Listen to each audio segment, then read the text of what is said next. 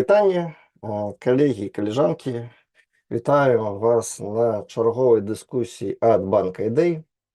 Сьогодні ми будемо абмяркоўваць беларуска-украінскія стасункі. Гэта тая падзея, тыя змены, якія часта апошнімі тыднямі, месяцамі ўзнікаюць у навінах. Мы на Банку ідэй робім гэтай дыскусіі рэгулярна. Спрабуем іх рабіць на тэмы, якія падаюцца нам зараз вельмі важнымі. Гэта дыскусія транслюецца таксама і на Ютубе. Банк ідэй гэта пляцоўка экспертных меркаванняў, там вы можете пачытаць калонкі, даследаванні, артыкулы беларускай экспертнай супольнасці, не толькі беларускай экспертнай супольнасці. Калі вы частка гэтай супольнасці, таксама заклікаю вас пісаць часцей артыкулы і калонкі, каб мы маглі імі дзеліцца і праводзіць, так бы мовіць, інтэлектуальную дыскусію. Але сёння будзем вяртацца да нашай тэмы. Тэма даволі гарячая, і таму мы вырашылі пагутарыць, сабраць найлепшых беларускіх, украінскіх экспертаў і паразважаць, што же нас чакае, што ўвогуле адбываецца, з чым звязана змена стратэгіі, наколькі яна сур'ёзная, чаго нам чакаць. Я не буду зацягваць вельмі доўга. Передам слово нашей модераторце Полине Бродик. Я думаю, Полина расскажет больше, подробязней. Полина, передаю кіраванне в твои руки. Калі ласка. Дякую. Дзякуй вялікі, Антон. Дзякуй нашим спікерам, што пагадзіліся паўдзельнічаць. І, канешне, дзякуй гледачам і экспертам, якія далучыліся да гэтай дыскусіі. Сапраўды, тэма насущная, цікавая і лёсавызначальная у тым ліку. Я думаю, мы можам і так яе характарызаваць. Таму самы час сапраўды пра гэта пагаварыць, тым больш, што выглядае так, што сапраўды адносіны паміж дэмакратычнымі сіламі і афіцыйным Кіевам будуць якасна змяняцца ў бліжэйшы час, і я думаю, што это будзе прывяртаць усё больш і больш увагі як беларускай украінскай аўдыторыі, так і захаднай і ўсходняй, у тым ліку таксама. Я каротка прадстаўлюсь. Мяне зовут Полина Бродик, я коаардынатарка, заснавальніца, дырэктарка Free Belarus цэнтра, арганізацыі, якая першапачаткова з'явілася акурат ва ўкраіне ў 2020 годзе. І беларуска-украінскія адносіны застаюцца у нашым партфоліо як адзін з такіх асноўных топікаў, над якім мы працягваем працаваць як у гуманітарнай плашчыне, так і ў сацыяльна-палітычнай.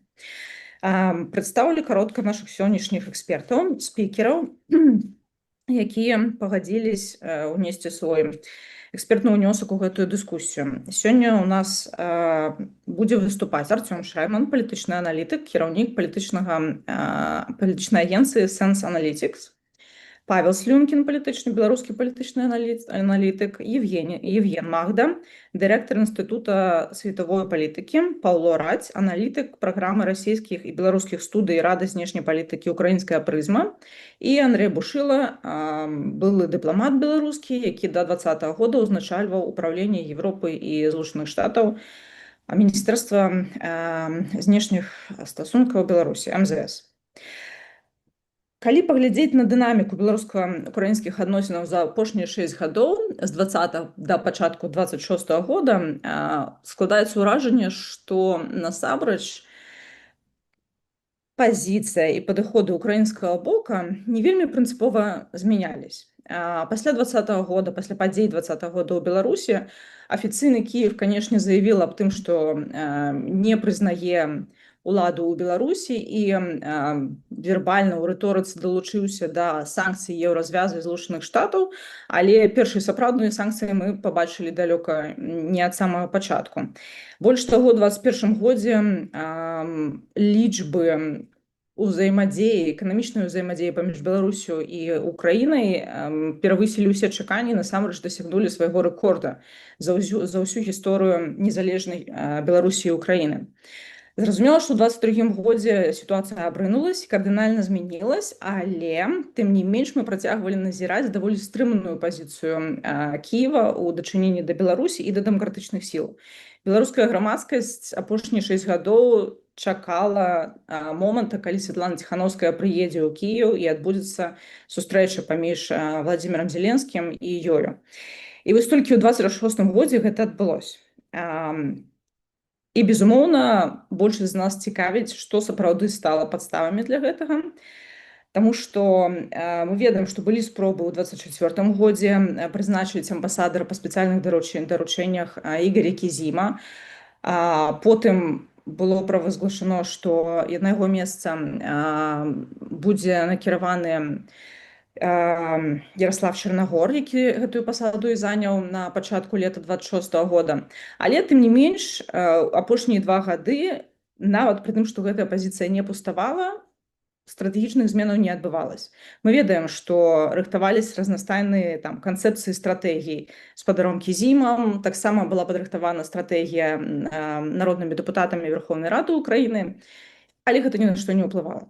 І вось толькі зараз, у 26 годзе, доўгачаканая сустрэча адбылася. І ў гэтым працэсе, канешне, ёсць некалькі вымярэнняў. У першую чаргу это менавіта беларуска-украінскія адносіны. Але, канешне, хацелася бы сёння паразмаўляць і пра больш шырокі міжнародны кантэкст. Таму я папрашу нашых спікераў сёння як звярнуць увагу на прычыны, якія паслужылі падставай для таго, каб афіцыйны Кіеў нарэшце запрасіў дэлегацыю дэмакратычных сілаў Беларусі, але таксама і падумаць пра тое, як эта сітуацыя впісваецца ў стасункі паміж Захадам і Беларусю, Захадам і Украінай. Ну і, безумоўна, што беларускія дэмакратычныя сілы павінны зрабіць для таго, каб гэтая сітуацыя сапраўды прынесла плён у бліжэйшай будучыні, як не запусціць яе, як не застацца ў стане інерцыі. Я бы хацела пачаць з Артёма Шрайбмана і папрасіць цябе трошачкі падзяліцца сваёй пазіцыяй не даўжэй за 7 хвілін. Але спачатку сканцэнтравацца выключна на беларуска-украінскіх адносінах. Добра, дзякуй, Паліна, дзякуй за запрашэнне банку ідэй. Я адразу бы не хацеў, каб наша дыскусія сыходзіла ў тэрміналагічную спрэчку аб тым, што такое стратэгічны рух ці стратэгічная змена, а што не з'яўляецца як бы стратэгічнай зменай. Але напэўна мушу пра гэта сказаць, што я не лічу, што у украінска-беларускіх адносінах і ў стаўленні Украіны да беларускага рэжыму, да беларускіх відомсіл адбыўся нейкі, можна назваць это стратэгічным зрухам альбо разварот палітыкі, так? Мне здаецца, мы можам хутчэй казаць пра тое, што Кіеў асэнсаваў новы кантэкст, і міжнародны, і вайсковы, і двухбаковы, і актывізаваў сваю палітыку, вельмі актывізаваў па розных накірунках. І я проста паясню сваю думку зараз. Калі я кажу пра новы кантэкст, відавочна, пра гэта ўжо шмат хто пісаў і казаў, і тут я, напэўна, паўтару нешта, ці авансам паўтару тое, што хацелі казаць мои калегі тут на панелі. Па-першае, натуральна, гэта змена вайсковых магчымасцяў абодвух бакоў тут, то есть натуральны баланс змяніўся на карысць Украіны, гэта дало ўпэўненасці ў сабе, гэта дало рэалізацыі таго, што пагроза з паўночнага фронту гэта не такая пагроза, як лічылася раней, яна як бы не забараняе Украіне, увогуле не забараняльная для Украіны, каб весці праактыўную палітыку на беларускім накірунку. Дыялог Мінска з ЗША яшчэ адзін фактор новага кантэксту, які напэўна разглядаецца ў Кіеве як праблема, таму што ён стварае пагрозу легітымізацыі суагрэсара ў гэтай вайне. І гэтая схема, я думаю, разглядаецца як нейкі такі мосцік, які можа быць ужыты ў адносінах з Пуцінам, з Расіяй, і таму Украіна вырашыла прыблізна ў той жа час, калі гэты дыялог з ЗША набіраў абароты з Мінскам, мы бачым, як Украіна сваю пазіцыю, так бы мовіць, зрабіла нашмат больш жорсткай, дэманструючы ЗША, што яна не будзе дапамагаць у легітымізацыі Лукашенка, а нават будзе замінаць. І па-трэцяе, тут як бы гэта не моя думка, але я з ёй згодны, я бачу яе ў аналітыцы еўрапейскіх аўтараў, украінскіх аўтараў, што Кіеў рыхтуецца да пасляваеннага рэгіёну і да больш актыўнага, так бы мовіць, свайго аўтарства, таго, як будзе выглядаць гэты пасляваенны рэгіён. І мы бачым, што палітыка актывізуецца і становіцца больш такая смялейшая не толькі ў дачыненні да Беларусі, а ў дачыненні да іншых суседзяў таксама.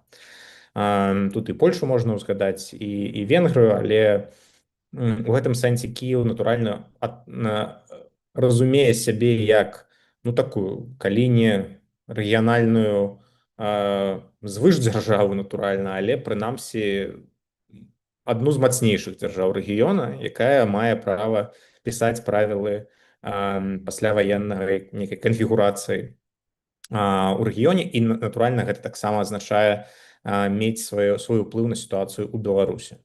Вось, але гэта перамены, якія, мне здаецца, недастатковы, каб казаць пра сапраўдна стратэгічны зрух у дачыненні да Беларусі, бо шмат што засталося і з перыяду да 2025 году, да канца 2025 году.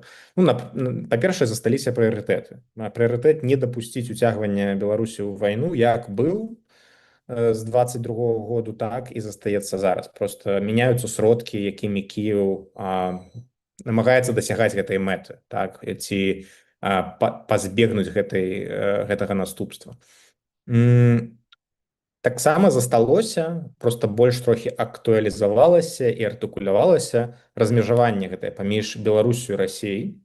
Гэта азначае, што насуперак вельмі папулярным трактоўкам пра тое, які Лукашенко сатэліт і васал і не самастойны гулец, усё ж такі пэўная вера ў суб'ектнасць, прынамсі абмежаваную суб'ектнасць Лукашэнкі, яна ў Кіеве прысутнічае. Менавіта таму менавіта Лукашэнку выстаўляюцца ультыматумы, так. І ў тым ліку, маючы на ўвазе і бяручы пад увагу, у тым ліку і вайсковую аўтаномію, так, бо інакш не было б ніякага сэнсу намагацца паўплываць на Мінск. Нема спробаў паўплываць на губернатара Белгародскай обласці, так, але ёсць спробы паўплываць на Лукашэнку. І гэта было і раней, гэта застаецца і зараз. І проста Кіеў як бы выкарыстоўвае гэта размежаванне, пытаецца яго павялічыць, так бы мовіць. І таксама ёсць размежаванне беларускага рэжыму і беларусаў. Яно, можа, не было настолькі як бы цэнтральным ва ўкраінскай палітыкі падлітацца на беларускім накірунку, але яно заўсёды было ў рыторыцы. Зеленскі, колькі я помню яго выступаў па Беларусі, нават да 25-го году заўсёды падкрэслівалася пра еўрапейскія перспектывы Беларусі, пра тое, што беларускі народ гэта там не тое ж самае, што і рускі народ, і не тое ж самае, што беларускі рэжым. Ну і натуральна, шмат якія беларусы, там, нягледзячы на шмат якія бюрократычныя праблемы пасля і 20-го году, але і пасля 22-го году заставаліся ва ўкраіне пад пэўнай палітычнай абаронай таксама, так, са статусамі рознымі гуманітарнымі і так далей. Ну, натуральна, тут не апошнюю ролю гуляла тое, колькі беларускіх добраахвотнікаў паехала ваяваць за Ўкраіну. І таксама пры гэтым усім засталіся, як і былі, так і засталіся, нягледзячы на гэты новы этап у адносінах, засталіся закрытыя кантакты з Лукашэнкам. Мы бачылі гэта раней па лініі спецслужбы, мы бачым гэта і сёння. Гэта тычыцца як і каналаў больш тэхнічных, калі трэба арганізаваць нейкія там лагістычныя аперацыі кшталту вывазу палітвязняў, абмену палонных, абмену целамі загінулых, я так разумею, таксама, але і на вышэйшым узроўні зараз, калі мы верым таму, што казаў Лукашенко, а Кіеў гэта ніяк не абверг, што была камунікацыя на вышэйшым узроўні з ім, то бок дэлегацыя, якая сустрэлася з Лукашэнкам пасля ультыматуму пры транслятарах. Это значыць, што як былі кантакты, так яны і застаюцца. То бок Кіеў не робіць стаўку на змену рэжыма ў Мінску. Ён камунікуе з гэтым рэжымам і спрабуе проста з большым намаганнямі і прыкладаннем сілы фармаваць паводзіны гэтага рэжыму, зніжаючы рызыкі для сябе ў працэсе, а не працуе неяк на зрынанне беларускай улады. Прынамсі, пра актыўных дзеянняў у гэты бок мы не бачым. Ну, я, магчыма, магу спыніцца тут, напэўна, ўжо 7 хвілін ёсць, можам далей дэталёва больш паразмаўляць у пытаннях і адказах. Дзякуй вялікі. Павло, скажи, калі ласка, вот вы зараз даследуеце, ну, в прынцыпе, украінская прызма трывалы час займаецца аналітыкай па беларуска-украінскіх адносінах і расійскіх таксама. Вы аналізуеце як узаемадзею беларускага і расійскага рэжыма, так і, в прынцыпе, рэакцыю Украіны. Ну, я так разумею, даеце нават у тым ліку парады украінскаму ўраду, якім чынам можна рэагаваць на тыя ці іншыя падзеі.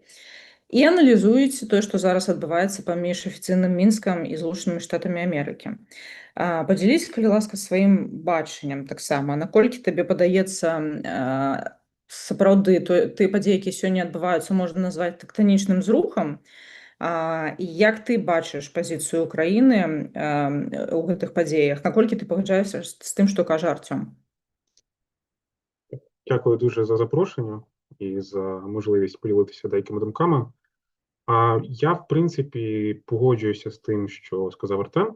Ось, але я спробую трошки, можливо, місцями це розширити або деталізувати для того, аби не повторювати тези безпосередньо Артема і внести якісь трошки нові елементи в нашу дискусію.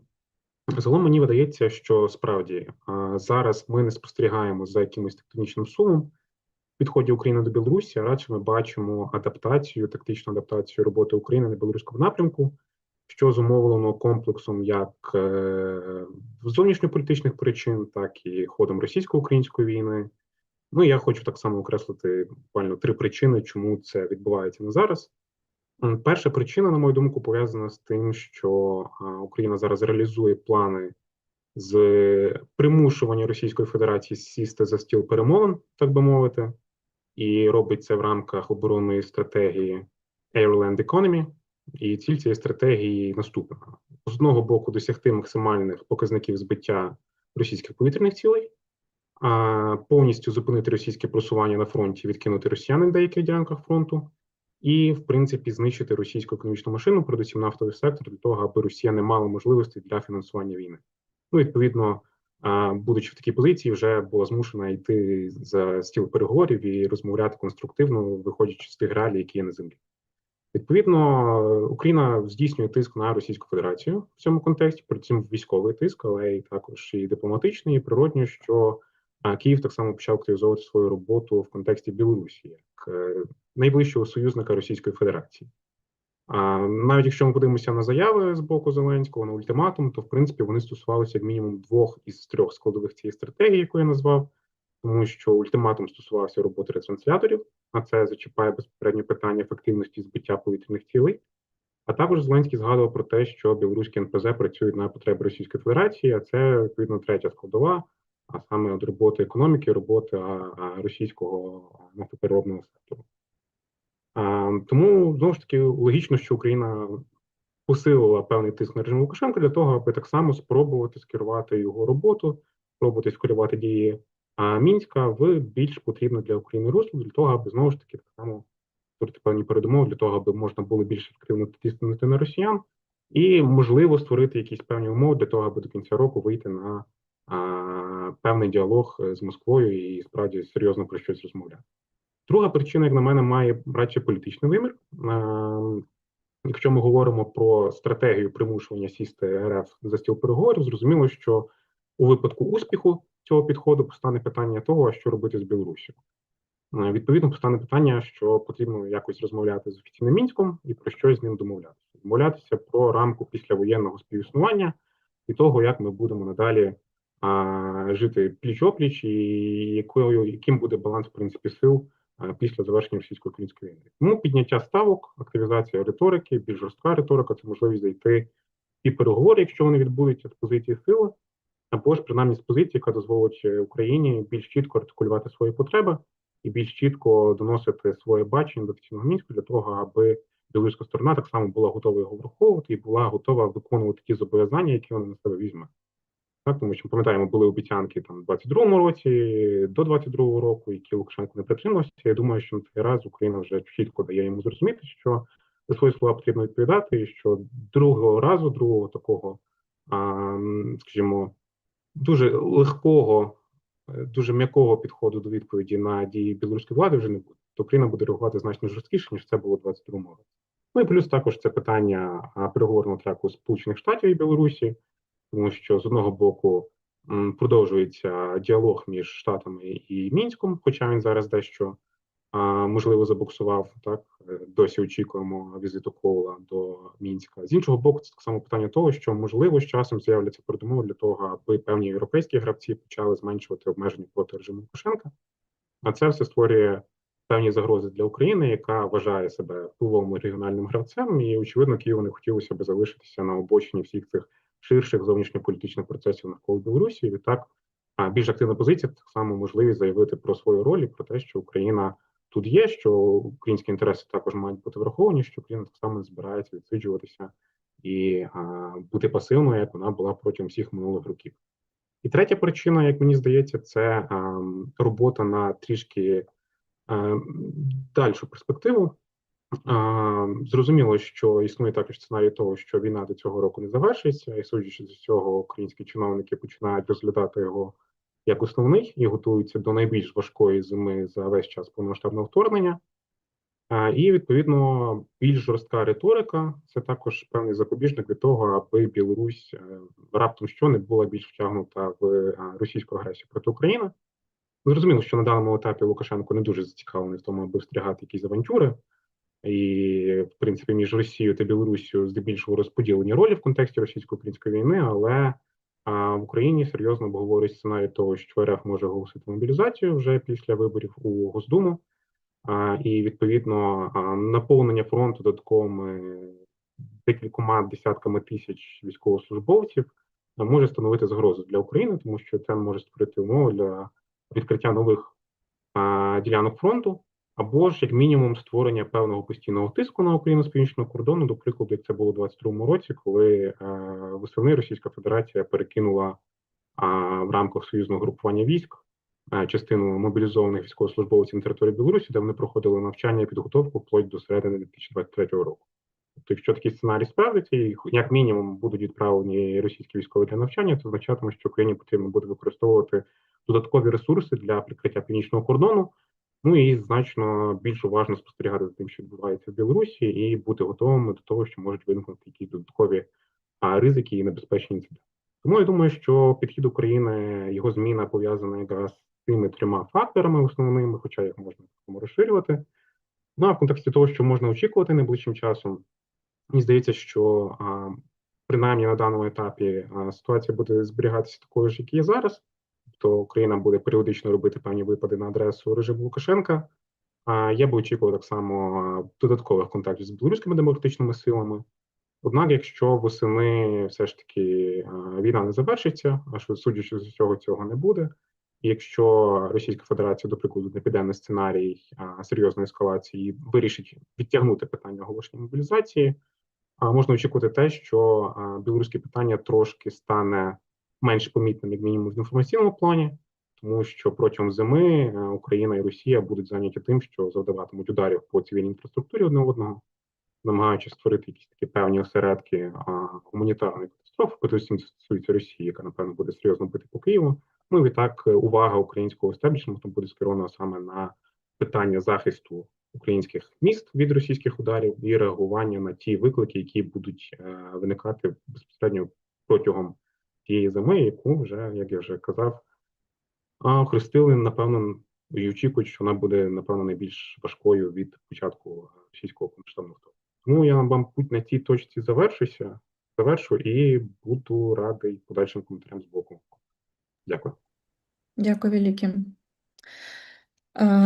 Павел, акрамя таго, што я хацела бы цябе папрасіць таксама падзяліцца сваім бачаннем фактараў, якія паўплывалі на змену ў гэтым годзе, яшчэ мог бы ты, калі ласка, паразважаць на тэму таго, як сапраўды мусілі б сябе паводзіць дэмакратычныя сілы ў гэтай сітуацыі. Таму што пакуль што з таго, што мы чуем, яны, у прынцыпе, не гучаць як актар ці суб'ект гэтых узаемаадносін, а хутчэй як сітуатыўная кропка прыкладання высілкаў для таго, каб пазлаваць ці не пазлаваць афіцыйны Мінск. Усё ж такі, так як мы хутчэй прадстаўляем гэты бок, якая можа быць наша роля ў гэтай сітуацыі, што офіс Светланы Ціхановскай, аб'яднаны пераходны кабінет, каардынацыйная рада маглі б і мусіць рабіць у ёй. Мы ведаем, што былі анансаваны, калі я не памыляюсь, яны правільна называюцца каардынацыйныя групы, якія будуць створаны паміж беларускім і украінскім бокам па некалькіх накірунках. І праца, ў прынцыпе, часткова пачалася, але ёсць заўсёды верагоднасць таго, што яна застанецца на ўзроўні рыторыкі і сапраўдных дзеянняў адбывацца не будзе. І мы разумеем, што ў першую чаргу, канешне, у зменах прынцыповых у дачыненні да беларусаў, якія знаходзяцца ўнутры Украіны, і, ў прынцыпе, у гэтай узаемадзеі паміж дэмсіламі Украіны зацікаўлены беларускі бок, я маю на ўвазе менавіта дэмсілы. Так вось, што мы можам зрабіць, каб усё ж такі фокус не толькі заставаўся на тым, каб стрымліваць беларускі рэжым, але і на тым, каб развіваць узаемадзею паміж намі і Кіевам. Дякую, Паліна. Я боюся, што 7 хвілін мне не хопіць, каб адказаць на 2 блокі гэтых пытанняў, таму прапаную пакінуць частку пра дэмакратычныя сілы, якія, мне падаецца, немагчыма растлумачыць так думку без таго, каб растлумачыць, в прынцыпе, чым з'яўляецца гэта нібыта змена пазіцыі Кіева. Таму я ўсё ж такі спачну з таго, што растлумачу, чаму ў прынцыпе гэта змена адбываецца. Так? І ў выпадку з дынамікай пазіцыі офіса Зеленскага ў дачыненні да Беларусі, я лічу, што важна адрозніваць структурныя фактары, такія базавыя перадумовы, якія фармуюць контур вонкавых праяваў. І вось тое, што мы бачым у медыа, пабліку, гэта вонкавыя праявы, будуюцца яны на аднолькавых, абсалютна аднолькавых базавых перадумовах. І пры гэтым і ўзаемадзеянне з дэмакратычнымі сіламі і іх ігнараванне гэта таксама вынік таго, як Украіна ставіцца і аналізуе вось гэтыя базавыя перадумовы. Іх усяго 3, ну ці 3 асноўных. Першую я б назваў гэта фактар, гэта пытанне бяспекі. Зразумела, у Беларусі і Украіны вельмі доўгая працяглая мяжа. Яна можа быць як крыніцай праблем для Украіны, экзістэнцыйных пагроз, так і сродкам зніжэння напружання. Другі фактар гэта пытанне фактычнага кантролю над Беларусю, то бок хто прымае рашэнне ў Мінску зараз і хто прымае рашэнне там па пытаннях вайны. Трэці фактар гэта фактар міжнародны. Наколькі пазіцыя міжнародных партнёраў у дачыненні да Беларусі адпавядае інтарэсам Украіны. І вось усё астатняе, што мы абмяркоўваем вельмі часта на канферэнцыях, яно з'яўляецца так ці інакш вытворным ад гэтых 3 фактараў. І давайте я паспрабую на прыкладах гэта растлумачыць. Напрыклад, пра тэму бяспекі. Так, у сакавіку жніўні 2020 года Украіна ўсур'ёз баялася ўступлення беларускай арміі ў вайну, бо гэта вельмі моцна расцягвала яе ваенныя рэсурсы, павялічвала пагрозы для сталіцы, патрабавала абараняць у тым ліку паўночна-заходнія тэрыторыі, участкі мяжы. Пазней гэта пагроза ўжо трансфармавалася ў пагрозу паўторнага нападу расійскіх войскаў з тэрыторыі Беларусі, а яшчэ пазней гэтыя пагрозы ўжо сталі мінімальнымі, ну ці не такімі вострымі. У той час, як паступова Украіна нарошчвала свой вайсковы патэнцыял і наносіла ўсё большую шкоду расійскай арміі, расійскай інфраструктуры. Таму зразумела, што паступова з гэтымі зменамі трансфарміравалася і пазіцыя ўяўлення Украіны, што дапушчальна, а што недапушчальна ў адносінах з Лукашэнкам і з Беларусю. Гэта дазволіла Украіне ўсё больш упэўнена трансфармаваць свае падходы, яны трансфармаваліся з дээскалацыйных, якія мы бачылі ў 2022 годзе, у тактычна-ультыматыўныя, гэта тое, што мы бачым зараз з сітуацыі з транслятарамі. Але гэта не тое, каб зусім новы тренд. Калі проста азірнуцца трошку назад, то гісторыя з транслятарамі это не адзіны прыклад. Праявы пераацэнкі Украінай сваіх падыходаў былі раней. У студзені 23 года Украіна ўпершыню вела буйны пакет санкцый супраць беларускіх прадпрыемстваў, туды і Беларуськалі ўвайшоў, і Белгазпромбанк, і беларуская чыгунка. А ў лютым гэтага ж года 23-го украінскія спецслужбы правялі паспяховую атаку на расійскі ваенны самалёт, які знаходзіўся ў мачулішах, так, і паспяхова вывелі са стану. Таму гэты пераход, вось ён з'яўляецца вытворным ад ацэнкі рызык бяспекі і ацэнак Украіны і яе ўласных магчымасцяў. І таму мы бачым і змену ў рыторыцы. Другі блок, пра які казаў, гэта хто ж гаспадар у Беларусі. Ну вось з пункту гледжання гаспадар у Беларусі зараз той чалавек, які прымае рашэнні, якія маюць дачыненне да вайны. Нягледзячы на тое, што Украіна не прызнала легітымнасць у Александра Лукашэнка ў 2020 годзе, кантакты паміж гэтымі краінамі падтрымліваліся. Яны падтрымліваліся ў асноўным на афіцыйным узроўні. І пазіцыя Украіны ў дачыненні да дэмакратычных сілаў Беларусі яна была вельмі адрознай ад пазіцыі заходніх саюзнікаў Кіева. Бо Украіна пазбягала ўсяляк узаемадзеяння як са Святланай Ціхановскай, так і з яе падначаленымі. Іншымі групамі, так, апазіцыйнымі. Пасля паўнамаштабнага ўварвання гэтыя кантакты не былі поўнасцю абарваныя, яны проста перайшлі на лінію спецслужбаў і вайскоўцаў.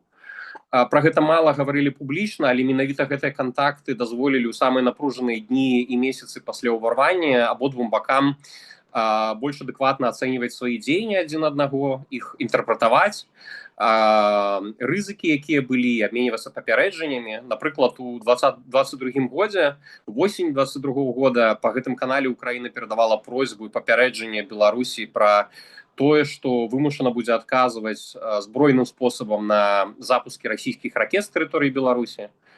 Апошні удар, дарэчы, адбыўся з тэрыторыі Беларусі расійскай зброі, так расійскімі ракетамі ў кастрычніку 22 года. І падобныя перамовы потым яны былі і наконт вылетаў расійскай авіяцыі, якія вылеталі бамбіць украінскія гарады, а пазней наконт запуска дронаў з тэрыторыі Беларусі. Усе гэтыя у выніку аспекты яны былі вырашаныя.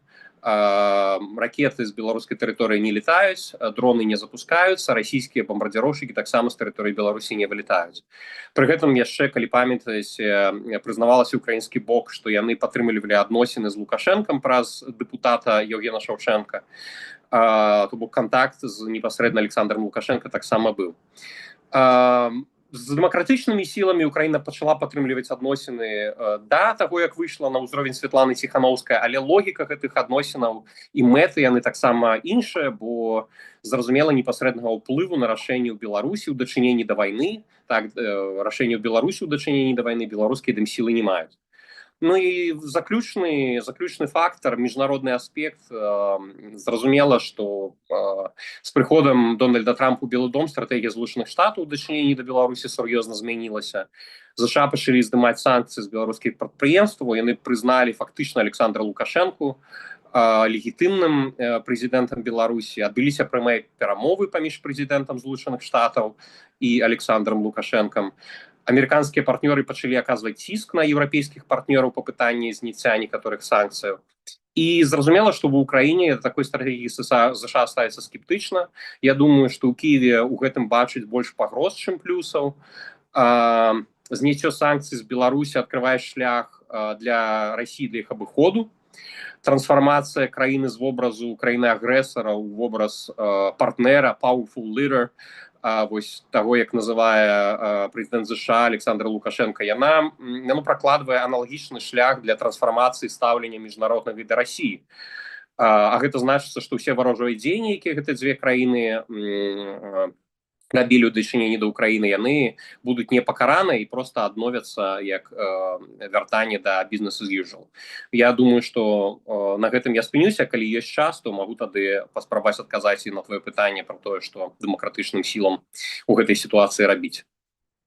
Да, мы да яго абавязкова вернемся. Мне бы хацелася, што каб наша суб'ектнасць заставалась паля нашага зроку. Андрэй, давай тады, пакуль все думаюць над тым, што робіць дэмсілам, паразважаем над тым, чаго дасягнуў беларускі рэжым у гэтай сітуацыі. Якую пазіцыю ён на сённяшні дзень займае, наколькі яна выйгрышная для яго? Да, доброго дня всем. Я буду на российской мове размовлять. Прошу прощения за это. Начну с визита Тихановской в Украину. Этот визит мне видится как такой симпатичный, асимметричный, символический жест Киева в ответ на персональные грубые высказывания Лукашенко в адрес президента Зеленского. Поэтому с позиции Киева встреча с Тихановской – это такой элегантный, выверенный ответ, рассчитанный на эмоциональную ранимость Лукашенко к таким визитам и контактам, когда лидеры других государств контактируют не с ним, а со Светланой. Для демсил Беларуси, мне кажется, ну и для Светланы Тихановской этот визит выглядит серьезным политическим достижением. И оно состоит как бы в дополнительном привлечении позитивного внимания к себе. Что касается ультиматума Зеленского, я тоже хотел бы пару слов сказать в адрес Лукашенко. Благодаря своим успехам с дальнобойными ударами по российским НПЗ Украина сочла возможным протестировать степень самостоятельности Лукашенко. Ультиматум – это своеобразный пас ему, если выражаться в футбольной терминологии, условно докажи всем, что ты не полностью марионетка Кремля и можешь вести, хотя бы отчасти, вести свою игру. Докажешь, это будет выгодно тебе, Лукашенко, но и нам, как стране, как Украине, да? И деэскалация, через эскалацию Зеленский по факту вернул тот же подход к Минску, который Минск использует в отношении Евросоюза, прежде всего в отношении стран-соседей, там, с мигрантами и контрабандой.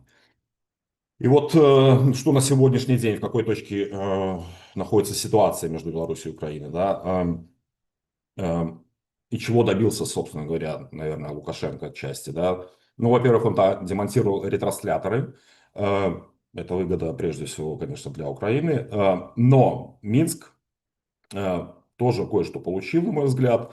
Он получил официальное заявление МИД Китая о поддержке независимости и суверенитета Беларуси. Я посмотрел на выступления отдельных стран Евросоюза на заседании Совбеза ООН, которое было созвано по инициативе Беларуси в связи с обстрелом белорусского автобуса в Брянской области. И я обратил внимание на очень аккуратные, обтекаемые дипломатические формулировки со стороны Евросоюза в отношении Беларуси. Ну и мне кажется, что власти, режим также воспользовался фактом ультиматума, чтобы по закрытым каналам передать какие-то примирительные месседжи в Вашингтон, американской стороне.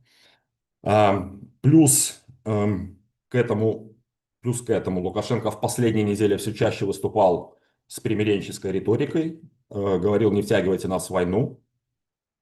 Кому это было адресовано, сложно сказать, не втягивайте, да, но адресат этих заявлений, как бы, мне кажется, он разнонаправленный. Это могло быть адресовано и Путину, но в то же время это могло быть адресовано и Китаю, и США, и Евросоюзу. Ну и, конечно же, это работа с собственным общественным мнением, что интересно, да, со своей внутренней аудиторией, чтобы она продолжала поддерживать неучастие Беларуси в войне.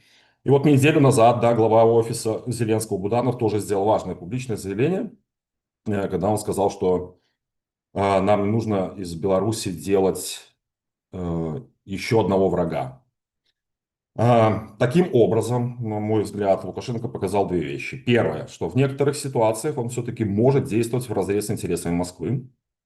И второе, то, что он может корректировать свою риторику в отношении войны, содержание которой также стало очевидно отличаться от риторики Москвы. Что касается международных акторов и взгляда на Беларусь с точки зрения белорусско-украинских отношений, здесь я несколько хотел бы кратко очень исторические какие-то вещи сказать. Да, и взгляд Запада на Беларусь всегда определялся двумя принципиальными факторами. Первый – это способность Минска принимать самостоятельные стратегические решения, которые отличались от решений Москвы. Ну и второе – это внутриполитическая ситуация в стране. Да. В 2008 году эти два фактора нашли отражение в непризнании Минском независимости Абхазии и Южной Осетии, а также это в первой части, а также освобождением политзаключенных всех. А в 2014-2015 годах это было непризнание Крыма российским, ну и также освобождение всех политзаключенных. И период между 2014 и 2020 годами можно характеризовать как время, наверное, расцвета белорусско-украинских отношений, ну и одновременно с Белоруссией были сняты западные санкции. И после 20-го, особенно после 22-го года, именно эти два фактора определяют отношение к Лукашенко, отношение Запада к Лукашенко. Он не смог устраниться от соучастия в агрессии против Украины, и это первое. Второе, он продолжает держать в тюрьмах сотни политзаключенных. Поэтому, ну, если говорить о каком-то качественном изменении, возможном качественном изменении белорусско-украинских отношений, то мне это сложно допустить. Наверняка стороны продолжат точечные, закрытые контакты, как через действующее посольство Украины в Минске, как контакты по линии спецслужб, ну и использование белорусской территории для обмена военнопленными. Однако изменение содержания отношений потребует от Лукашенко, но это очевидно, да, видимых для Украины действий по остановке поддержки российской военной машины, что слабо во что верю и представляю. При этом, даже сохраняя статус-кво в степени соучастия Лукашенко в войне России против Украины, то есть не наращивая поддержку России, но и не снижая ее, мне кажется, что Лукашенко мог бы скорректировать подходы ЕС в отношении современной Беларуси. И самый очевидный для этого шаг – это, конечно, освобождение всех политзаключенных.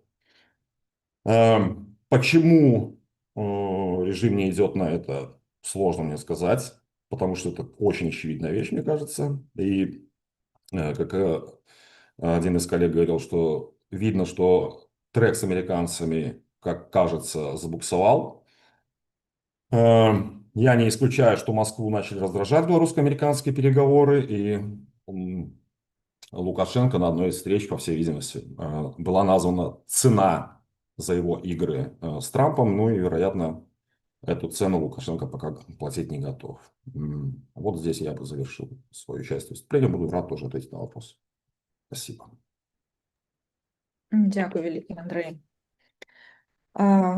Евген, я бы попросила вас поместить нашу дискуссию больше как бы у міжнародний контекст зараз. Ми у минулому годзе, напрыканцы мінулого года на форуме Астрожскіх, які адбываецца штогод ва Ўкраіне, у Киеве і ў Львове, абмяркоўвалі акурат вызваленне беларускіх палітвязней і то, што гэтыя перамовы паміж афіцыйным Мінскам і Вашынгтонам актыўна рухаюцца, і Кіеў не займае ніякай пазіцыі ў гэтай сітуацыі, і літаральна праз некалькі тыдняў чарговая група беларускіх палітвязняў была вызвалена праз тэрыторыю Ўкраіны.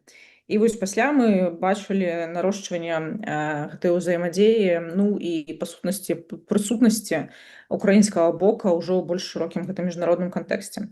І можа быць спробу как бы перашкодзіць трошачкі, калі не перамовам, то прынамсі наадварот легітымізацыі рэжыма захаднымі партнерамі, в першую чергу Вашингтоном. Як ви на гэтую ситуацію глядите?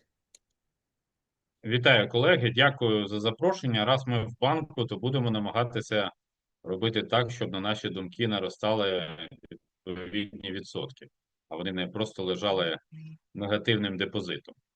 Ну, насамперед, я скажу, що я вважаю, що якщо ми говоримо про зовнішню політику, то Білорусь стала для України фактором посилення своєї зовнішньої політики. Тобто вона виступає своєрідним спаринг-партнером для демонстрації української рішучості, тим більше, що Лукашенко зробив чимало заяв про те, що він співагресор і так далі. Ну, я не буду це все переповідати, але вважаю, що Україна намагається грати на двох дошках, одночасно грати із Лукашенком для того, щоб він не був втягнутий у війну, і грати з Світланою Тихановською, щоб, в ідеалі, в моєму розумінні, це насамперед трансляція українського досвіду, українських моделей на білоруські демократичні сили. Я б не переоцінював факт візиту Світлани Тихановської до Києва з огляду на низку обставин, з огляду на те, що тут же ж присутні дипломати, які розуміють, що кожен візит важливий, коли фіксує якісь письмові домовленості. Ми бачили, що нічого подібного не було з об'єктивних, наголошую, причин. З причин різної ваги, власне, української держави та Офісу Світлани Тихановської і як лідерки Об'єднаного перехідного кабінету, як вона себе позиціонувала в Україні. На мою думку, зміна українських підходів до Білорусі пов'язана з зміною керівника Офісу президента. Те, що прийшов Кирило Буданов, нагадаю, він в грудні 25-го року якраз зустрічав ту групу політв'язнів, яких, коли Олеся Біляцького відправили в Литву, а решту відправили в Україну, і Буданов якраз промайнув там, тобто він був, можливо, і причетним до формування відомої прес-конференції Бабарика та інших на Чернігівщині з приводу Лукашенка і так далі. Для мене ми якось не торкаємось реакції Росії, але дивіться, Росія реагує у достатньо природний для себе спосіб, намагаючись рефлексивно впливати. Тобто атака безпілотника на автобус з дітьми, потім атака безпілотника на інший автобус. Це звичні фактори, знаєте, там есесівці в Гляєвіце відпочивають вічним сном, а Росія продовжує використовувати одні й ті самі методи з нацистською Німеччиною. Хоча, звичайно, позиція секретаря Радбезу Олександра Вольфовича, відомого прихильника розбудови відносин з Росією, вона була дуже цікавою, що ми, мовляв, не дамо втягнути Білорусь у війну. Це в умовах відсутності Лукашенка слова Вольфовича, вони сприймалися достатньо цікаво. Я думаю, що Україна ставить собі на меті дійсно не дозволити втягнути Білорусь у війну. І це завдання, яке, поясню чому. Ну, тому що перед офіційним Києвом стоїть багато завдань, а те, що ми бачимо сьогодні, ну от навіть наша ситуація з відставкою прем'єра і так далі, свідчить, що стратегія все-таки не наша сильна сторона. Крім того, але я вважаю, що саме Україна і держави Люблінського трикутника, які буквально за 2 тижні відзначать 6 років свого існування, Польща і Литва, повинні формувати спільну позицію стосовно Лукашенка. Це найбільш ефективний спосіб. Ну, ми ж з вами не очікуємо відверто, що в Європейському Союзі Іспанія, Португалія, чи Греція, чи Ісландія будуть формувати позицію Європейського Союзу стосовно Лукашенка. Тоді, як, наприклад, після звільнення Анджея Почобута, ми бачимо, що позиція Європейського Союзу, вона стала, як на мене, більш розмитою, і в Європейському Союзі думають не стільки, чи прислухатися до Лукашенка, скільки тепер, чи прислухатися до Петера Сіярто, який очолив відділ промоушена китайського автовиробника. Разом з тим, я думаю, ну, цікава позиція Сполучених Штатів в тому сенсі, що вони хотіли калійними добривами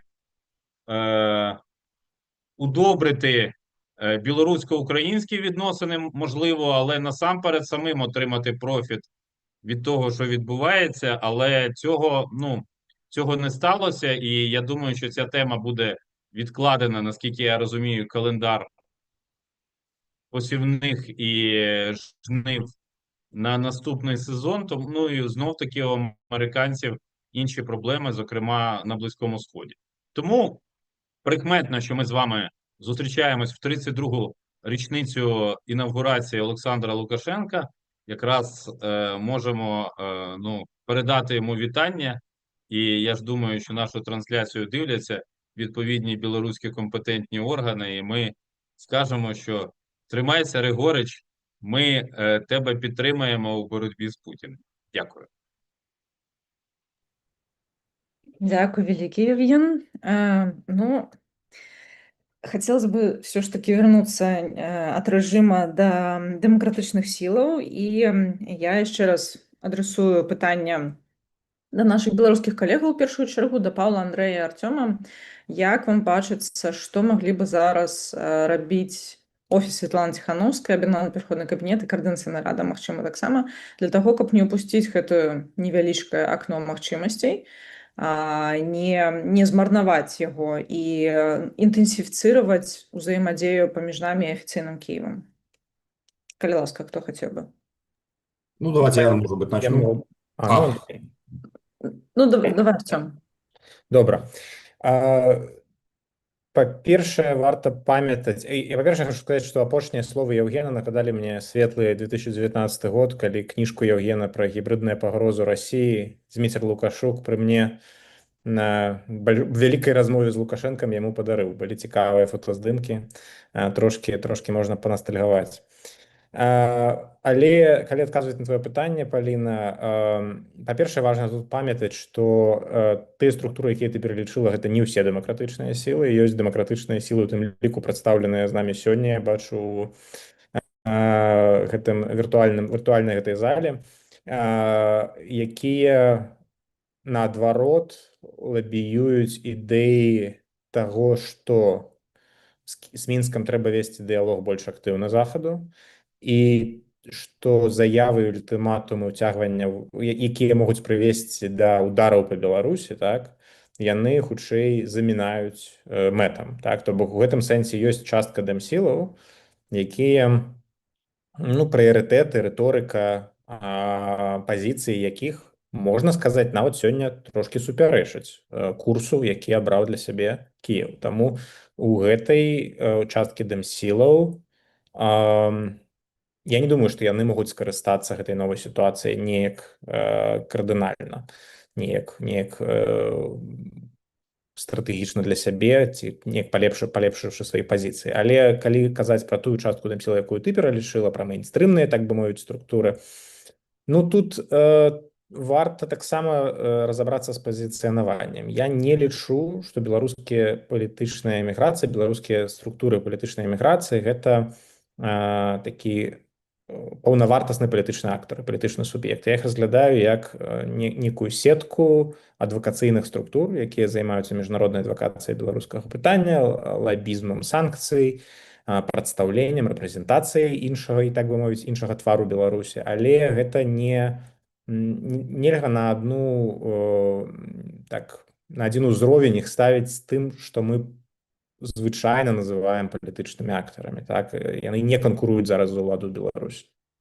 І ў агляднай будучыні не будуць за гэтую ўладу канкураваць. Таму яны могуць больш эфектыўна займацца тым, чым яны і ў чым палягае іх асноўная місія. Іх адвакацыя зараз можа распаўсюдзіцца і быць, улічваючы гэты момант, быць больш паспяховай ва ўкраіне, у дачыненнях да беларусаў Украіны, у дачыненні да успрыняцця беларускага народа ва ўкраіне, то бок паляпшэнне іміджа беларусаў і далейшае аддзяленне беларусаў ад беларускага рэжыму ў вачах украінцаў. Раз уж у нас ёсць такі момант, калі гэты наратыў падтрымлівае актыўна і ўкраінская ўлада на ўсіх узроўнях. Таксама я думаю, што чыста тэхнічна, дыпламатычна беларускія дэмсілы зацікаўлены ў сваёй суб'ектнасці і нарастанні сваёй суб'ектнасці, а значыць, ім цікавая, па-першае, падтрымка ўкраіны на розных міжнародных форумах, пляцоўках, уваход, наколькі гэта мажліва, ў такія паўфармальныя структуры кшталту люблінскага трохкутніка і так далей, у чым Украіна можа падтрымаць беларускія дэмсілы. Раз уж, як я казаў, ёсць кантакт на вышэйшым узроўні.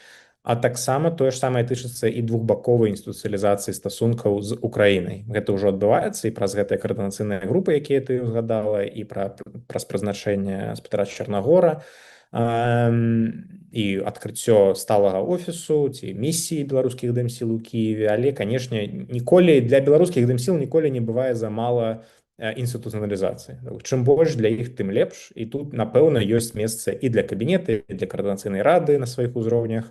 Тут ужо пытанне да спецыялістаў у гэтай галіне, што якія працоўныя групы, якія камітэты, сяброўскія групы можна арганізоўваць. Гэта ўсё працуе на, ну, прынамсі, не зніжэнне, захаванне міжнароднай суб'ектнасці беларускіх дэмсіл у той ступені, якая яна ў іх ёсць. Таму што, ну, будзем шчырымі, 6 гадоў нікому нічыёй суб'ектнасці 6 гадоў існавання ў эміграцыі не ідуць на карысць. І таму такія поспехі дыпламатычныя, нават адносныя, нават, можа быць, я тут цалкам згодна з спадаром Магдай, што яны, можа быць, не мяняюць усю карціну, бо сапраўды не было нейкіх прарыўных дамоўленасцяў. Але, прынамсі, яны ідуць насуперак наратыву пра тое, што Ціханаўская губляе міжнародны вес. Так, гэтая тэндэнцыя, яна існавала і існуе, і, натуральна, ейныя крытыкі ўнутры беларускай апазіцыі, ейныя крытыкі ў замежжы, напрыклад, у, магчыма, іншых краінах, яны не могуць зараз канстатаваць, што гэты тренд абсалютны ў сітуацыі, калі структуры Ціханаўскай знайшлі сабе такога, можна сказаць, магутнага партнёра, як афіцыйныя украінскія ўлады. Таму гэта такі таксама поспех у сэнсе такой міжнароднай, можа быць сімвалічнай, але вагі беларускіх дэмсілаў і той накірунак, які яны зацікаўлены развіваць. Дзякуй вялікі. Я бачу руку у Евгена, але Андрэй з Артёмам адначасова пачалі гаварыць. Таму, Андрэй, можа быць, калі ў цябе ёсць што дадаць, тады спачатку ты, потым Евген. Не, я з задавальненнем лепей паслухаю, Євген. Добра, Евген тады, калі ласка. Дякую, Андрій. Я просто хочу сказати про ситуацію, яку ми спостерігаємо в Україні. Тут з одного боку є місія білоруських демократичних сил, де вже за 4 роки існування вже третій керівник, і мені здається, що це не межа. Тобто, пошук, це нормально. Українські посли, до речі, в інших країнах змінюються так само блискавично. Тобто тут цей фактор безумовно присутній. Це раз. Некоторым, Евген, так нават падабаецца, што яны не вяртаюцца з Беларусі. Як Спадар Єжель. Спадар Єжель, це окрема пісня. У нас є український посол, який не повернувся з Японії. Ми зараз не про це. Я про те, що в принципі ми перебуваємо в такій ситуації, коли у нас є навіть кілька білоруських структур. Тобто є спільнота білорусів України, є такий Олексій Францкевич, я думаю, багатьом відомий, який активно критикує те, що робить місія білоруських демсил. Він певні дії робить сам. І я так розумію, там зараз ближчим часом буде Конгрес білорусів України проходити. Тобто я не впевнений лише в тому, що з огляду на ту дискусію, яку я бачив, може Павло мене зараз поправить, що позиція, скажімо, Офісу Світлани Тихановської чи Об'єднаного перехідного кабінету буде цією частиною білоруської діаспори сприйнята. Тобто, але не забувайте, що є ще один фактор білоруської діаспори в Україні. Це фактор діаспори воюючої, тобто бійці полку Калиновського, Білоруського добровольчого корпусу, інших, які воюють в інших підрозділах Сил оборони України. Тобто це теж такий формат. Тобто я безумовно за те, щоб ми розвивали різні контакти між білорусами та українцями, але те, що на сьогоднішній момент часто є певні труднощі, це, я думаю, про це теж треба говорити відверто. Дякую. Дзякуй вялікі. З гэтым складана не пагадзіцца. Уласна, прымаючы да ўвагі гэтыя складанасці, я і задаю пытанне аб тым, якім чынам нам наздагнаць усе тыя гады, якія былі ўпушчаны за гэты час, і паспрабаваць усё ж такі ў нешта больш канструктыўнае перагарнуць гэтыя адносіны.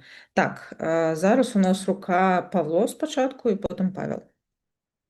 Я буквально коротенько доповню те, що сказав Євген.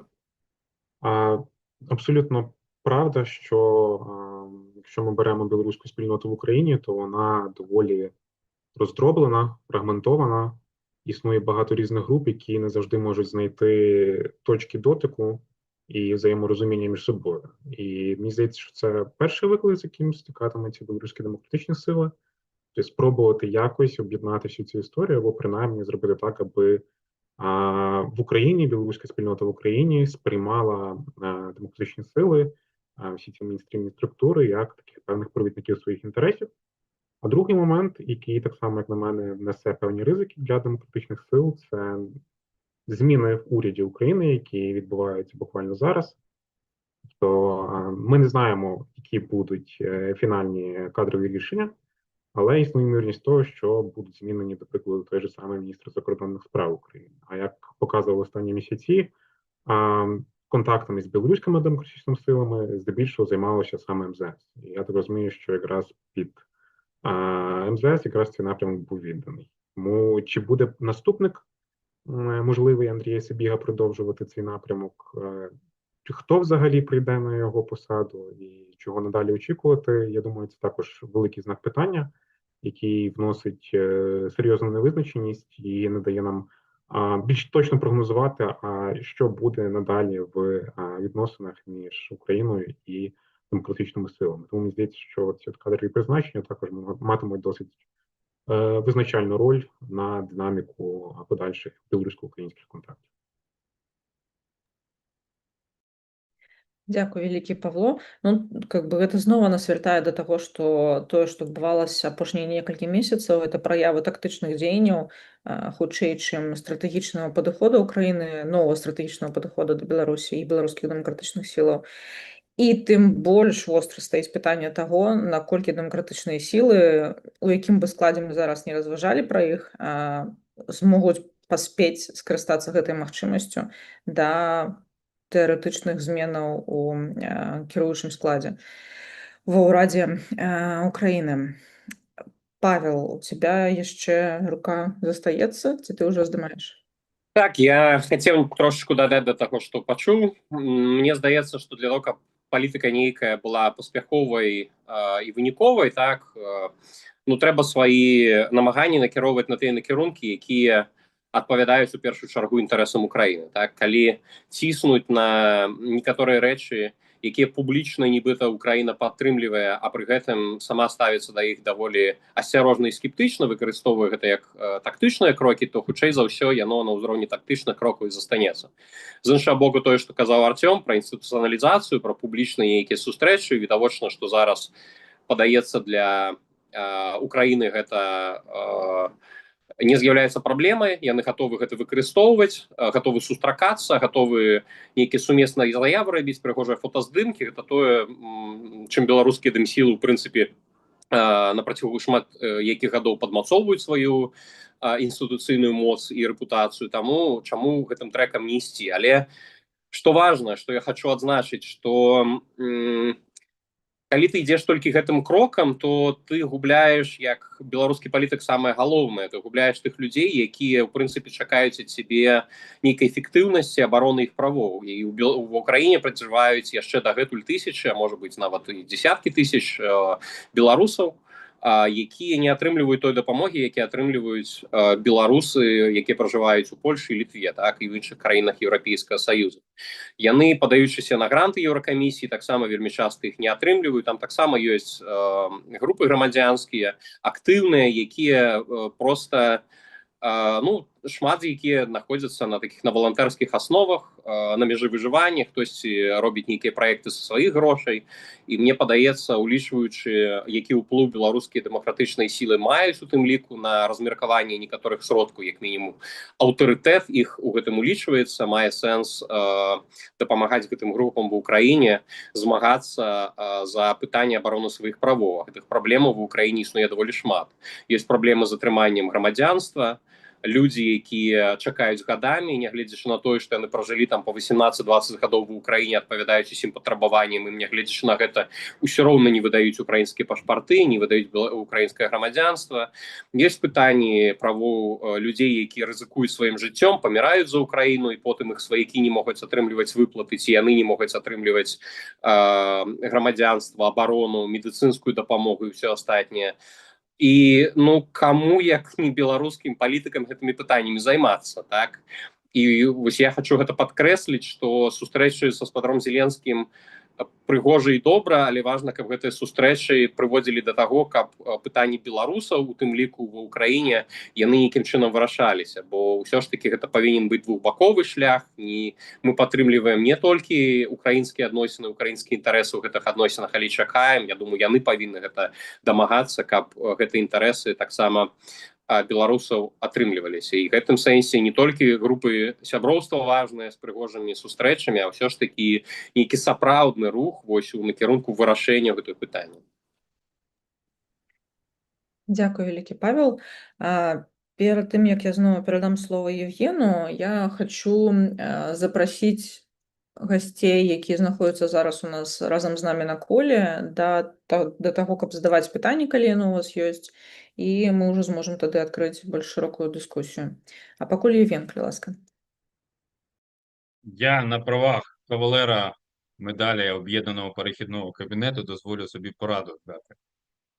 Мені здається, що білоруським демократичним силам треба зосередитись не на якомусь окремому випадку, а на тому, щоб в українських нормативних актах білоруси, громадяни Білорусі і громадяни Росії, вони не були через кому і через і, були хоча б в різних абзацах чи різних параграфах.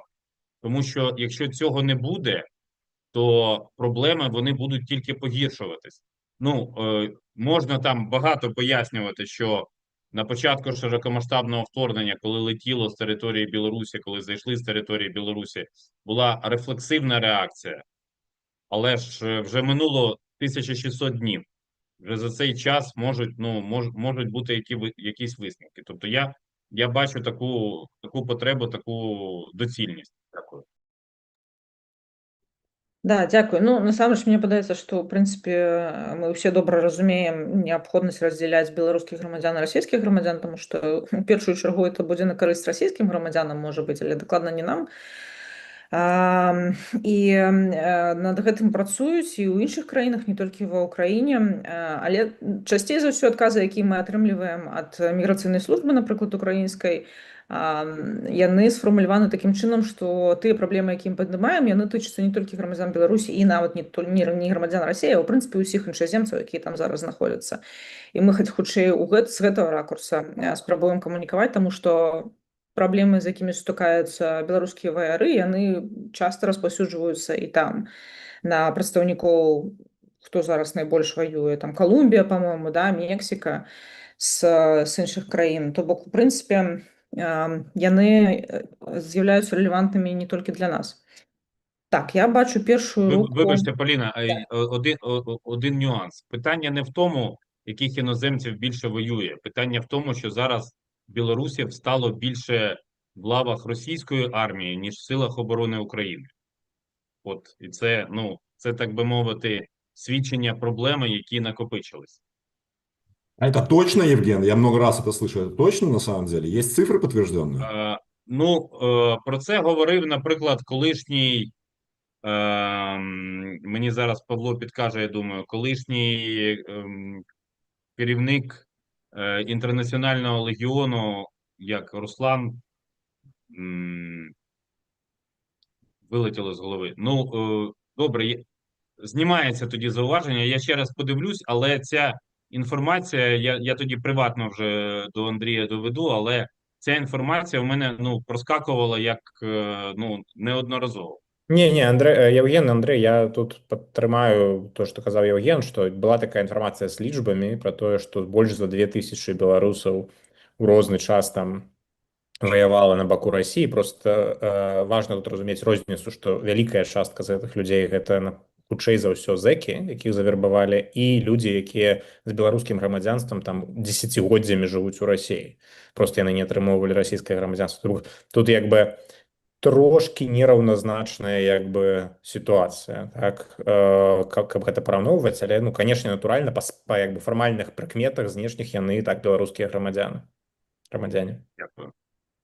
Да, ну і ў гэтым кантэксце я, напэўна, таксама дадам как бы для паўнаты карціны, што за мінулы год, 25-й, было зафіксавана, калі я не памыляюсь, больш за 1200 грамадзян Украіны, вайсковых, якія перасеклі мяжу з Беларусю, дэзерціравалі у бок Беларусі. Пра гэта рабілі расследаванні беларускімі і украінскімі журналістамі. То бок, как бы, гэтыя працэсы адбываюцца у абодва бакі. Пра гэта важна не забываць. Так, зараз тады пераходзім ужо да пытанняў нашых гасцей. Валер Кавалёўскі, калі ласка. Дзякую, Паліна, і дзякую экспертам за вельмі карысную цікавую дыскусію. У мяне ёсць адзін каментар і адно пытанне для нашых украінскіх экспертаў, гасцей. Па-першае, я хацеў бы звярнуцца да таго самага паседжання, пра якое казаў Андрэй Бушыла ў Радзе бяспекі ААН.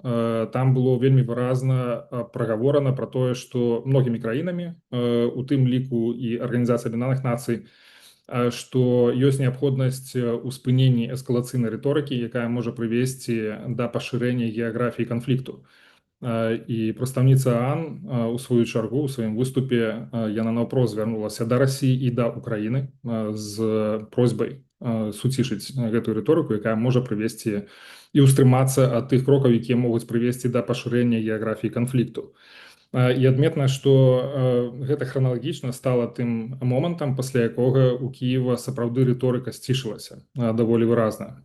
Пасля гэтага прыйшло яшчэ і вось гэтыя рэмаркі з боку Буданова, які сказаў у такім умоўным склоне, што я б не стаў рабіць з Беларусі ворага, што можа тычыцца і на будучае, а можа адносіцца і да мінулага, да той рыторыкі, якая ўжо была да таго часу. І пытанне, якое ад мяне ёсць, это тое, што выглядае, што адносіны Мінска са Злучанымі Штатамі на сённяшні дзень яны выклікаюць раздражненні не толькі ў Маскве, але і ў Кіеве.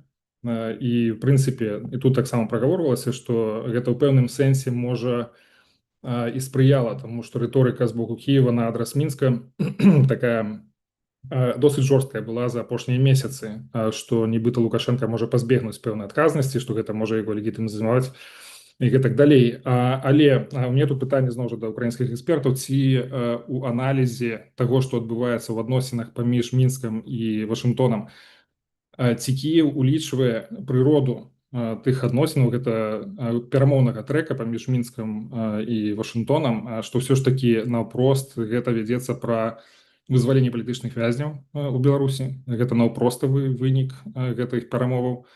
І ўскосна гэта ўсё ж такі дапамагае суверэнітэту ці міжнароднай суб'ектнасці Беларусі. Магчыма, гэта не з'яўляецца асноўнай задачай гэтых перамоваў, але ўскосна ўсё ж такі это спрыяе таму, што Беларусь як бы выводзіцца з такого падначаленага стану перад Масквой. Вось пытанне, ці у Киеве гэта ўлічваюць, таму што для Киева вяртанне военнапалонных, вяртанне цел забітых, узгаднянне сем'яў ці вяртанне украінскіх дзяцей з'яўляецца вельмі важным гуманітарным прыярытэтам, якімі яны кіруюцца, у тым ліку в адносінах з Расіяй. І гэтыя перамовы вядуцца шмат гадоў і досыць паспяхова. Дзякую. Дякую вялікі, Валер. Хто-небудзь хоча пракаментаваць? Євген, калі ласка. Є кілька моментів, я думаю. Ну, той факт, що Білорусь виступає транзитною територією для обміну полоненими і тілами загиблих, це реалії наймасштабнішої в сучасному світі війни. Було б дивно, якби літаками і живих полонених, і даруйте тіла відправляли, бозна куди, наприклад, навіть через Туреччину, правда? Це нереалістично. Тому Білорусь в даному випадку, я думаю, влаштовує, і влаштовувала з самого початку, фактично. Не самого, а десь з осені, з кінця 22-го року. Я думаю, що позиція України зараз має бути більш активною. Ми маємо наполягати щонайменше на звільненні рейкових партизанів, на звільненні чи послабленні режиму тих, хто засуджений за справу білоруського гаюна. Якщо у України є відповідна суб'єктність і є важелі впливу на Лукашенка, то ми маємо робити так. Тому що ще двоє калиновців, які якраз 4 роки тому потрапили в полон. І про них, про них якось насправді за весь цей час достеменно нічого не відомо. У всякому разі, мені нічого не відомо. Тому це речі, але я розумію, для них же існує загроза, що якщо їх видадуть до Білорусі, то їх можуть засудити до смертної кари за тероризм, якщо я правильно розумію білоруське законодавство. І це все моменти, які, суб'єктність, вона ж не надається раз і назавжди. Якщо Україна відстояла себе під час широкомасштабного вторгнення, це ж не означає, що ми тепер весь час домінуємо. Навпаки, тобто ситуація за ці 1600 днів, вона як на гойдалці. І ми, особливість цієї війни в тому, що ми маємо постійно підтримувати відповідно свій і авторитет, і вплив, і все інше. Дякую. Дякую вялікі. Я бачу дзве рукі. Адна Павло, напэўна, ты бы хацела яшчэ таксама дадаць. І у Валера Карбалевича було питання, правильно я розумію? Так. Давайте тоді Павло хутенько і потім до наступного питання. Так, я буквально декілька слів додам. Я повністю погоджуюсь з паном Євгеном про те, що більш активна участь України в гуманітарних процесах, зокрема, прикладу атакування, визволення білоруських громадян, обмін так їх тих людей, які були засуджені за підтримку України, могло б стати дуже сильним символічним сигналом, який міг би значною мірою, зокрема, і вплинути на настрої самих білорусів саме України, тому що серед багатьох є певне розчарування, яке пов'язане з тим, що українська влада не дуже активно вирішує ті проблеми, які існують всередині України для Білорусі. Є певне розчарування, яке пов'язане з зовнішньополітичним курсом, ставлення до режиму Лукашенка. Це могло би дати такий певний поштовх, аби ці настрої певною мірою змінилися і стали більш позитивними. Стосовно питання про те, чи розуміють в Києві природу перемовин між Сполученими Штатами та Мінськом, складно сказати, це треба, напевно, питати українських чиновників. Буде, скажімо так, мабуть, не зовсім правильно спекулювати на цю тему і казати за них. Принаймні, я не бачу якихось знаків, які вказували на те, що в Україні якось справді дуже детальну увагу приділяли тому, яка природа цих перемовин. Але мені здається, що справді, якщо цей переговорний трек існує, якщо він дає певні результати, це так само певний тест того, наскільки Лукашенко може бути самостійним гравцем. І це такий лакмусовий папірець для України, за яким вона може визначати і дивитися, чи Лукашенко може здійснювати якісь дії автономно, чи може він йти на деескалацію відносно з західними країнами. А як на мене, тут дуже вагомим будуть відносини Білорусі з європейськими країнами, з Литвою та Сполученими. Дивитися, наскільки далеко Мінськ готовий зайти у контексті деескалації з цими країнами, що дасть змогу українській владі вже більш точно, мабуть, оцінити, наскільки білоруська влада є самостійною, наскільки вона може приймати самостійні рішення, які, наприклад, не завжди відповідають тому баченню, яке є в Кремлі. Ну, якось так. Дякую. Наступне питання від Валерія Карбалевича. Питання такое. Обострение адносін паміж Украінай і Беларусью аж до неких сілавых дзеянняў з абодвух бакоў на карысць беларускіх дэмакратычных сілаў ці не, ці наадварот?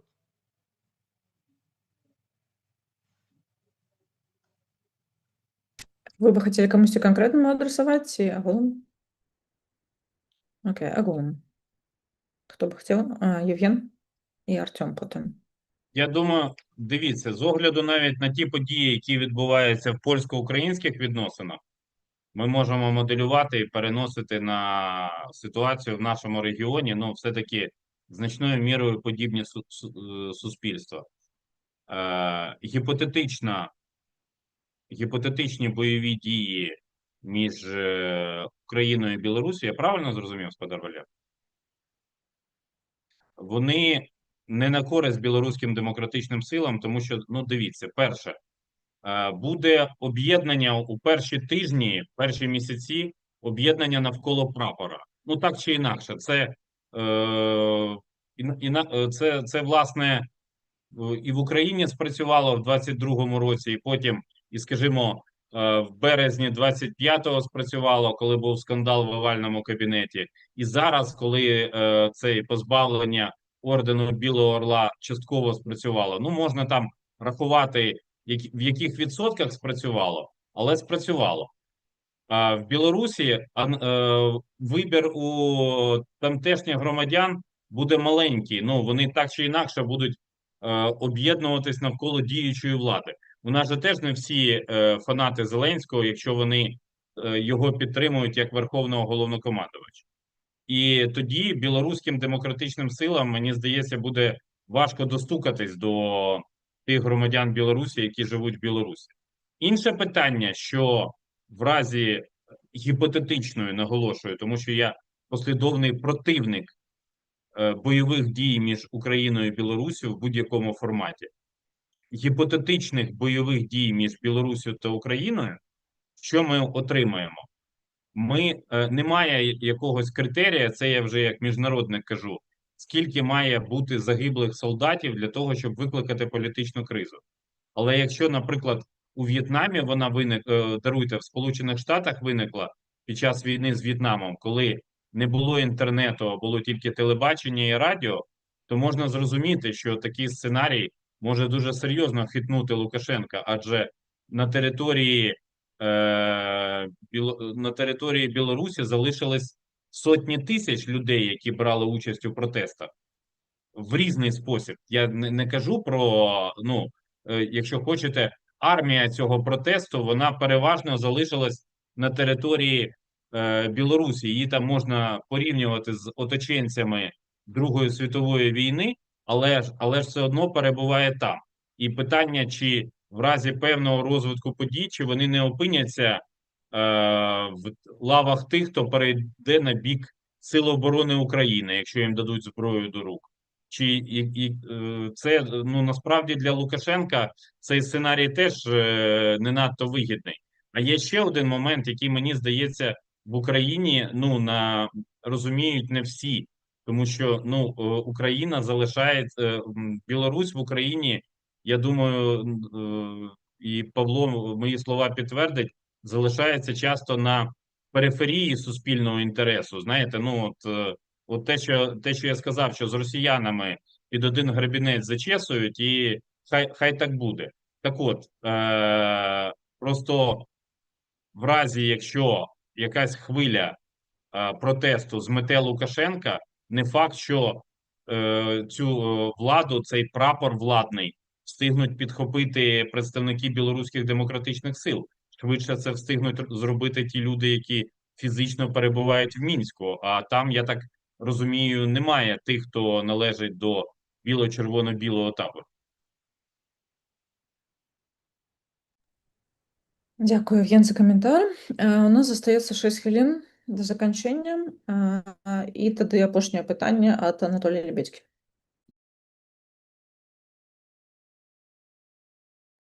Анатолій, будь ласка. Вітанні. У мяне хутчэй не пытанне, у мяне все тут больш-менш зразумела. Дзякую экспертам. Адказы даволі ясныя, зразумелыя, выразныя. Я хацеў бы некалькі добавить красак да дыскусіі. Мне падаецца, калі мы пералічвалі чыннікі, якія прывялі да змены, тут зноў жа пагаджаюся з Арцёмам, не будзем удавацца у падрабязнасці і ў тэрміналогію. Але, відаць, дабавіць патрэбны яшчэ фактар Ермака, які быў усё ж такі архітэктарам вось той архітэктуры, якая была, і прыняцця рашэння, механізму і сістэма. І ён заходзіў з стратэгіі не зліць дзеда і маючы сваё эканамічнае лобі ў Беларусі і ў атачэнні Лукашенка, лічыў, што гэта самая галоўная задача. Зыход Ермака таксама гэта шлюз, які адкрыўся. Чаго мне крышку не хапіла ў сённяшняй дыскусіі, гэта ўсё ж такі больш часу на тое, а што рабіць, як выкарыстаць гэтыя магчымасці. Свайго боку я адзначу, што ўсё ж такі зрухі заўважныя. Я магу гэта гаварыць на фрагменце парламенцкай супрацы. Калі вось этой сустрэчы ў Кіеве, Ціхановскай і Зеленскага у нас была супраца. І мы бачылі, якія там змены адбываліся. Калі на пачатку там была група, якая была створана з апазіцыі Зеленскаму, і это азначала, што беларускае пытанне аддалі менавіта апазіцыі, пасля туды прыйшлі 6 чалавек са слугі народа і з'явіўся інстытуцыю старшынства. Гэта азначала, што ўжо Верхоўная Рада бярэ пад сябе беларускую праблематыку. А зараз мы бачым, што інфраструктура беларуская там значна больш шырокая. Але да апошняга часу у Верхоўнай Рады яны заходзілі з таго, калі былі нейкія прапановы, яны говорили: окей, няхай там Літва ці Польша там ці Швецыя нешта ініцыюе, а мы, магчыма, упішемся ў гэты працэс. То вот з апошніх падзеяў я адзначаю, што Верхоўная Рада, дэпутаты і група за дэмакратычную Беларусь, яны гатовы браць на сябе ініцыятыву, чаго не было раней. І гэта адкрывае абсалютна новыя магчымасці. Самы свежы прыклад: мы зараз стварылі групу за дэмакратычную Беларусь у парламенцкай асамблеі АБСЕ. 18 нацыянальных парламентаў дэлегавалі сваіх дэпутатаў, 38 дэпутатаў. Самая вялікая група з Верхоўнай Рады. 6 депутатаў, усе фракцыі, і тыя, хто пры ўладзе, і хто ў апазіцыі. То бок беларускае пытанне не раз'яднае Верховную Раду, мы ведаем, якія там дыскусіі. І мы ўжо прагаворваем, што мы можам рабіць разам з ініцыятывай Верховнай Рады Украіны, чаго раней не было. А гэта, падкрэсліваю, вельмі добрыя магчымасці не толькі ў парламенцкай асамблеі АБСЕ, тут і Рада Еўропы, і міжпарламенцкі звяз, парламенцкая асамблея НАТО і гэтак далей. Што яшчэ важна адзначыць? Я думаю, што важна, каб до конца года там Святлана Ціхановская мела яшчэ 1-2 рабочыя паездкі. І гэта важна, і важна было б замацаваць і зафіксаваць, што ў нас ёсць стратэгічны дыялог. Той фармат, які ёсць на сённяшні дзень з амерыканцамі, з еўрапейскім звязам, і які сябе ўжо апраўдаў.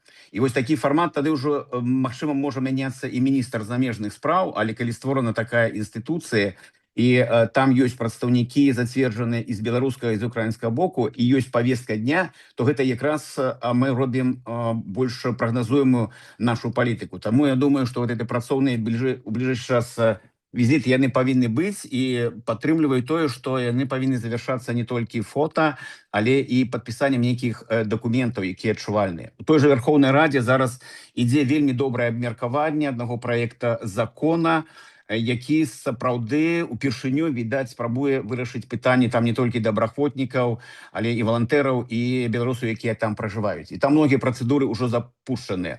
Што атрымаецца, паглядзім, але тэмп такі і ёсць. І 7 працоўных груп, яны на стадыі, значыць, ці сёння фармавання, ці яны ўжо запусцілі некаторыя працу, але мне падаецца, гэта вот тое, што мы можам выкарыстоўваць. Стратэгічна яшчэ маглі б, канешне, тут і гаварыць пра тое, што трэба інвеставаць зараз у Зеленскага і Украіну як магчымага рэгіянальнага лідара у постваеннай Еўропе. І калі б не сённяшнія стасункі паміж Варшавай і Кіевам, гэта можна было прабіць і публічна, і моцна, і сапраўды Зеленскі і Украіна можа выканаць функцыю, можна адказаць на пытанне, а хто будзе прадстаўляць нашы інтарэсы вот за гэтым магчымым круглым сталом. Калі мы вот упісваем всю эту стратэгію інвеставаць у Зеленскага Украіну як рэгіянальнага лідара, то мы можам тады і дамаўляцца пра тое, каб нашы інтарэсы праз Зеленскага, праз яго перамоўшчыкаў, яны абмяркоўваліся падчас нейкай канферэнцыі, якая абавязкова будзе. Вот вось некаторыя заўвагі, а так дзякуй за дыскусію. Дзякуй. Дзякуй вялікі, Анатоль, вы акурат уклались до 30 хвілін. На гэтым будем завершаць нашу дыскусію. Я напоследак хочу сказаць, што, канешне, было б добра, каб падзеі, якія адбываюцца паміж дэмакратычнымі сіламі і афіцыйным Кіевам, насілі больш стратэгічны характар, чым тактычны, і кадравыя перастаноўкі не ўплывалі на гэта прынцыпова. Гэта было бы сапраўды добрым сведчаннем таго, што ёсць намер узаемадзейнічаць з дэмакратычна арыентаванай часткай беларускага насельніцтва, і ў гэтым бачыцца вялікая перспектыва ў Кіеве. Ну і таксама я вельмі рада, насамрэч, што далучыўся Анатоль да гэтай дыскусіі напрыканцы, таму што Анатоль сапраўды з'яўляецца прадстаўніком пэўнай часткі дэмакратычных сілаў офіса Святланы Ціхановскай, і тут ёсць над чым працаваць офісу на розных узроўнях, і на геапалітычным, і на больш такім нізавым, можа быць, ці нацыянальным. Вось, уласна, адно з тэрміновых пытанняў, якое зараз стаіць, гэта беларусаў, якія скончылі пашпарты, якія знаходзяцца ва ўкраіне, а як мы ведаем, у гэтым годзе аднавілі патрабаванне абнаўляць посведкі віда на жыхарства для іншаземных грамадзян, і тэрмін для гэтага сканчаецца ў жніўні, што значыць, што менш за месяц засталось часу для таго, каб беларусы змаглі абнавіць свае віды на жыхарства. І у праціўным, у зваротным выпадку яны проста будуць вымушаны альбо пакінуць Украіну, а гэта размова ідзе не толькі пра тых, хто там прыехаў валантэрыць ці ваяваць, але яшчэ тычыцца тых, хто там жыве апошнія дзесяткі гадоў, і для людзей гэта вялікая змена ладу жыцця. Таму Пытанняў шмат, задач шмат, і я думаю, што это акурат вось тыя тэмы, да якіх можна было бы зараз вельмі хутка інтэнсіўна прыкладаць свае высілкі ў межах Верховнай Рады і вось акурат з тымі самымі народнымі дэпутатамі з розных фракцый, пра якіх толькі што ішла размова. Я хочу падзякаваць усім тым экспертам, па-першае, хто далучыўся да сённяшняй дыскусіі, гледачам, якія праявілі цікаўнасць да гэтай тэмы, і, канешне, банку ідэй за арганізацыю гэтага мерапрыемства. Усім вялікі дзякуй. І я спадзяюся, што ў бліжэйшы час мы будзем бачыць больш пазітыўных зрухаў у нашых двухбаковых адносінах. Дзякую. Дзякую всім. Дякую. До побачення. Дякую, до Дякую, на все побачення. добре.